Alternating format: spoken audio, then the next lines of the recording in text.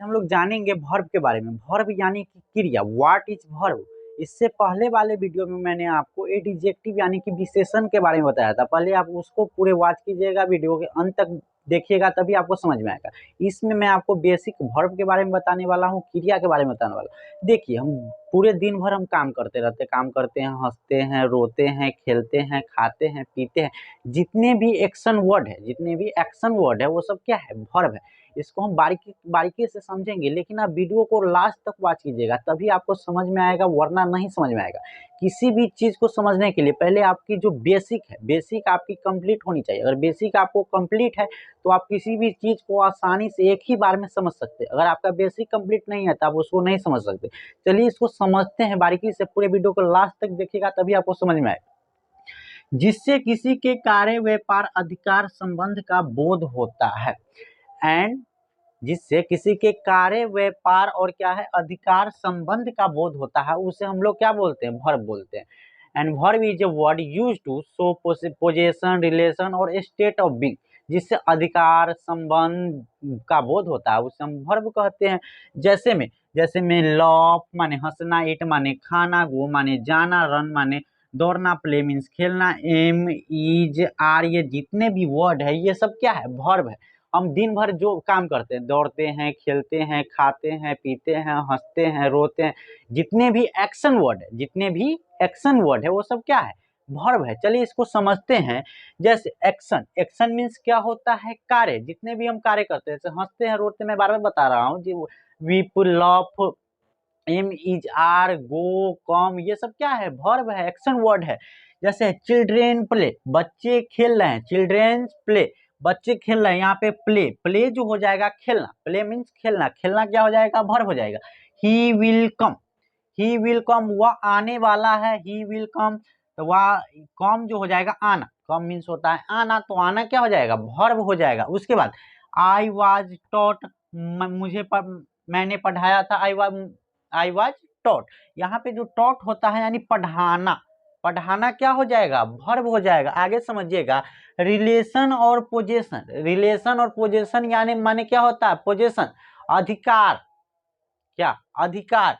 I have a car, मेरे पास एक car है। आई हैव ए कार, यहाँ पे हैव का यूज हुआ। हैव एक क्या है? वर्ब। हैव का यूज हुआ अधिकार दिखाने के लिए, रिलेशन दिखाने के लिए कि मेरे पास एक कार है। यहाँ पे the cow has two eyes, गाय के पास दो आंखें है, गाय की दो आंखें है। यहाँ गाय का जो रिलेशन हुआ हैज टू आईज, यानी गाय के पास दो आंखें हैं। यहाँ पे हैज का जो यूज हुआ किसके लिए हुआ? वर्ब के लिए हुआ। इसका गाय का रिलेशन, काउ का रिलेशन दिखाने के लिए। आगे समझिएगा। The poor man has no money, गरीब, पुअर मैन गरीब आदमी के पास पैसा नहीं है, रुपया नहीं है।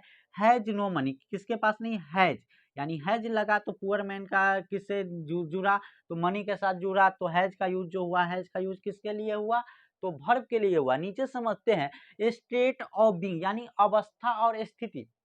जैसे कोई बीमार हो जाता है, कोई रोता रहता है, अवस्था और स्थिति, स्टेट ऑफ बीइंग। आगे समझते हैं। सीता इज इल, सीता बीमार है। सीता क्या है? बीमार है। इज, इज का यूज हुआ है। इज क्या है? एक वर्ब है। यहाँ पे इज का यूज हुआ अवस्था और स्थिति के दिखाने के लिए कि सीता बीमार है। आगे समझते हैं। They are happy, they are happy, वे लोग खुश हैं। दे आर हैप्पी, वे लोग क्या है? खुश है। आर माने है, वे लोग खुश है। यहाँ पे आर का यूज हुआ तो किसके लिए हुआ? एक वर्ब के यूज, वर्ब के रूप में हुआ। आगे he was a poor man, he was a poor man, he माने वह, पुअर माने गरीब, पुअर मैन माने गरीब आदमी, वाज माने था, थे, थी। वाज क्या है? वाज का यहाँ पे जो वर्ब हुआ वह एक गरीब, ही वाज अ पुअर मैन, वह एक गरीब आदमी था, वह एक गरीब आदमी था। ही was a poor man, was का जो यूज हुआ वह किसके के रूप में हुआ? वर्ब के रूप में। तो मैं बार बार बताता हूँ, जितने भी एक्शन वर्ड है, हम दिन भर में जो भी काम करते हैं, हंसते हैं, दौड़ते हैं, खेलते हैं, वो सब क्या है? वर्ब है। इसको सिंपल समझेंगे। एक्शन जिससे काम करने की दशा का पता चलता है, अवस्था का पता चलता है, स्थिति का पता चलता है, उसे हम क्या बोलते हैं? वर्ब बोलते हैं। अब इसको हम आगे इसके बारे में जानते हैं, इसके टाइप्स के बारे में, काइंड्स के बारे में समझिए। काइंड्स के बारे में, इसके काइंड्स कौन कौन है समझिएगा। काइंड्स से एक है लेक्सिकल वर्ब और दूसरा है ऑक्सिलरी वर्ब। एक है लेक्सिकल वर्ब और दूसरा है ऑक्सिलरी वर्ब। यानी लेक्सिकल वर्ब क्या क्या होता है? जैसे कि कम, ईट, गो, ड्रिंक, इसका क्या होता है, जो लेक्सिकल वर्ब है इसका एक शाब्दिक अर्थ होता है, यह इसका एक शाब्दिक अर्थ होता है, यह कहीं भी प्रयोग हो सकता है इसका। दूसरा है ऑक्सिलरी वर्ब, जैसे am, is, are, was, were, जितने भी सेंटेंस होते हैं उसमें एम, इज, आर और वाज, वेयर का प्रयोग होता है। इसका कोई स्वतंत्र अर्थ नहीं होता, यह जहां भी जिस भी सेंटेंस में उपयोग होता है इसका अर्थ उपयोग के आधार पर बदलता रहता है, लेकिन इसका जो उपयोग इसका जो है वही रहता है, लेकिन इसका अर्थ नहीं बदलता। इसका अर्थ नहीं, सेंटेंस इसका सेंटेंस बदल सकता, अर्थ नहीं बदलेगा। और इसका जो है जिस भी सेंटेंस में यूज होता है, यूज के आधार पर इसका अर्थ बदलता रहता है। चलिए हम जानते हैं लेक्सिकल वर्ब के कुछ फॉर्म होते हैं, समझते हैं। लेक्सिकल वर्ब के कुछ फॉर्म होते हैं, इसके 5 फॉर्म होते हैं। वर्ब के लेक्सिकल वर्ब के क्या होते हैं, लेक्सिकल वर्ब, लेक्सिकल वर्ब के 5 फॉर्म होते हैं। कितने फॉर्म होते हैं, 5 फॉर्म होते हैं। कौन कौन समझते हैं। एक जो होता है, पहला जो होता है, एक होता है बेस फॉर्म। कौन सा फॉर्म होता है, एक होता है बेस फॉर्म, दूसरा होता है पास्ट फॉर्म। कौन सा होता है, पास्ट फॉर्म। तीसरा होता है past participle form, past participle. चौथा होता है आईएनजी फॉर्म। कौन सा form, ING form, ING form. पांचवा होता है एस या ई एस फॉर्म, एस या ई एस फॉर्म। कौन सा, एस या ई एस फॉर्म। ये वर्ब के जो है लेक्सिकल वर्ब के ये 5 फॉर्म होते हैं। पहला मैंने बताया base form, past form, past participle form, ING form, SES form. जैसे इसका किसी का जो वर्ब है एक्शन वर्ड है, जैसे मान के चलते हैं गो का, गो का है यह बेस फॉर्म है। इसका पास्ट पार्टिसिपल क्या हो जाएगा, वेंट हो जाएगा। क्या हो जाएगा, वेंट। इसका पास्ट क्या हो जाएगा, पास्ट पार्टिसिपल क्या हो जाएगा, गोन हो जाएगा। ये आईएनजी फॉर्म क्या हो जाएगा, यानी कि गो का बेस फॉर्म में हमको आईएनजी को ऐड कर देना है तो गोइंग। और इसका क्या हो जाएगा, वर्ब का एसईएस फॉर्म क्या हो जाएगा, गो।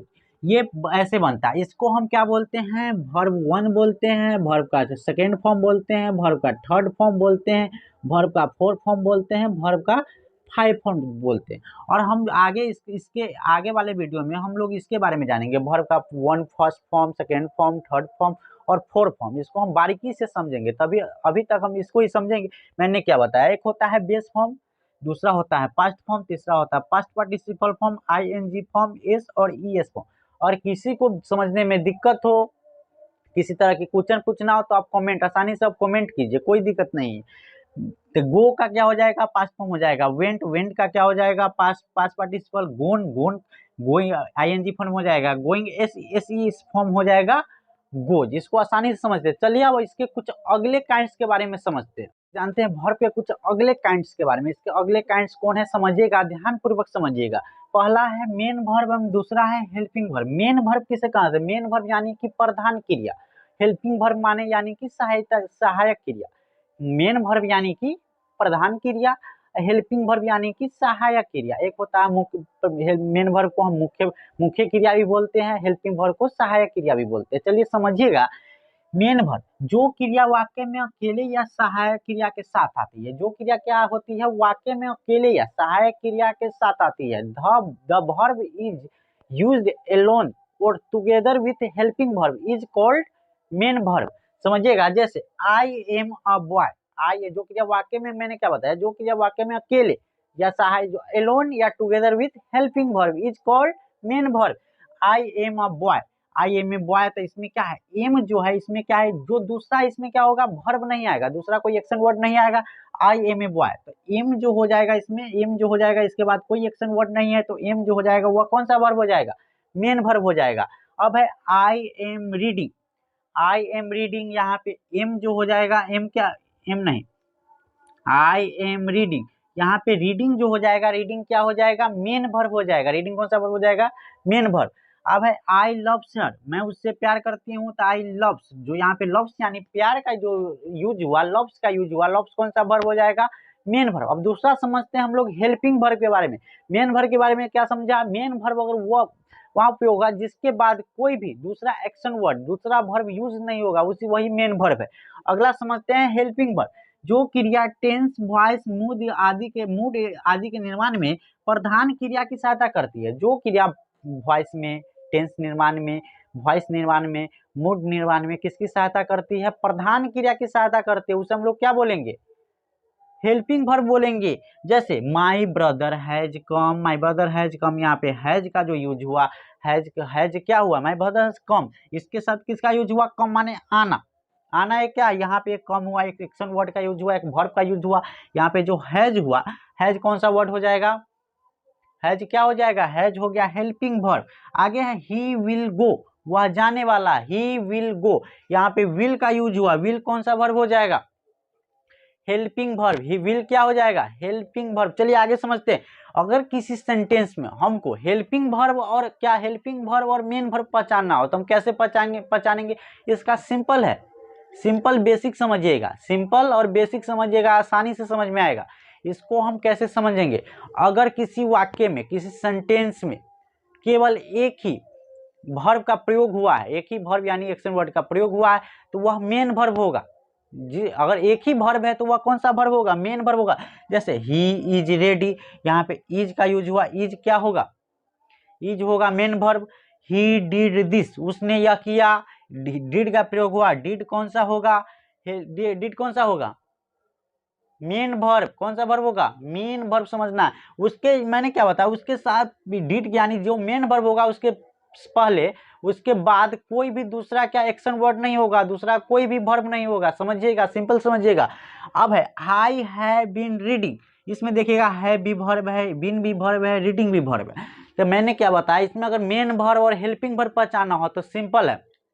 अगर वाक्य में, सेंटेंस में दो या दो से अधिक ये वर्ब एक साथ प्रयुक्त हुआ है तो उसमें जो सबसे लास्ट वाला जो वर्ब होगा वह मेन वर्ब होगा, वो लास्ट वाला वर्ब मेन वर्ब होगा। बाकी जो पहले का जितना भी वर्ब होगा वो सारे हेल्पिंग वर्ब होगा। तो यहाँ पे देखिएगा आई हैव बीन रीडिंग, जो लास्ट वाला जो हमारा रीडिंग है वह कौन सा वर्ब हो जाएगा? मेन वर्ब हो जाएगा। बाकी जो have been, have a been है, ये सब कौन सा वर्ब हो जाएगा? हैव और बीन, ये सब हेल्पिंग वर्ब हो जाएगा। उसी प्रकार I have been a teacher, यहाँ मैंने क्या बताया, जो लास्ट वाला अगर दो या दो से अधिक वर्ब का एक साथ प्रयोग हुआ है तो उसमें जो लास्ट वाला जो सबसे वाला जो वर्ब होगा वह मेन वर्ब होगा। बाकी उससे पहले वाला जितना भी वर्ब होगा वो सब हेल्पिंग वर्ब होगा। तो यहाँ पे देखिएगा I have been teacher, I have been a teacher, तो यहाँ पे जो टीचर है, टीचर कौन सा वर्ब हो जाएगा? टीचर कौन सा वर्ब हो जाएगा? मेन। कौन सा हो जाएगा? Main verb. बाकी जो हैव और बीन है, हैव और बीन कौन सा हो जाएगा? हेल्पिंग वर्ब हो जाएगा। सिंपल समझना। अगर वीडियो अच्छा लगे तो लाइक, सब्सक्राइब, कमेंट करना ही करना है, सब्सक्राइब भी करना है।